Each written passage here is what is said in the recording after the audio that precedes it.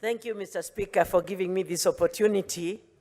It's really sad for us to be here every Wednesday morning and we don't see any CS coming to answer the questions.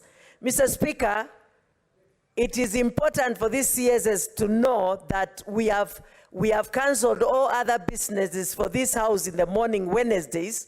Even committee meetings does not meet because of giving this questioning time first priority, because we need to question them about the issues that they should be doing. Mr. Speaker, I am here this morning because of the 1998 bomb blast. These people are really suffering without even care from our government. And this morning I was ready to face the CS and let her or him explain why these people cannot get medication.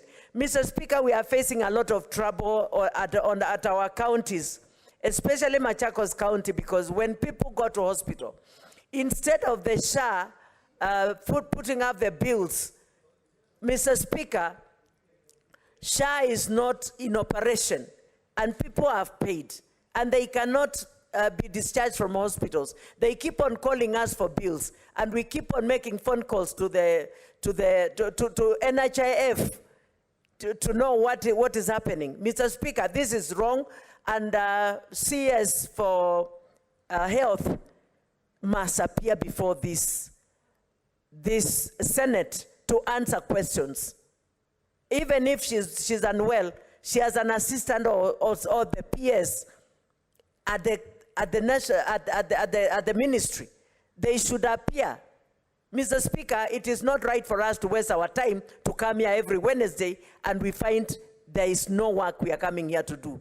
Thank you, Mr. Speaker. Senator Kavidu, you know, our standing order does not provide appearance by any other person except the CS. So the PS is not admissible in the Senate. Maybe you will check standing order 51C. They will guide you who should appear. Only the CS should appear before the Senate. Anyway, we get next Senator Sigei Wakiri Hilali.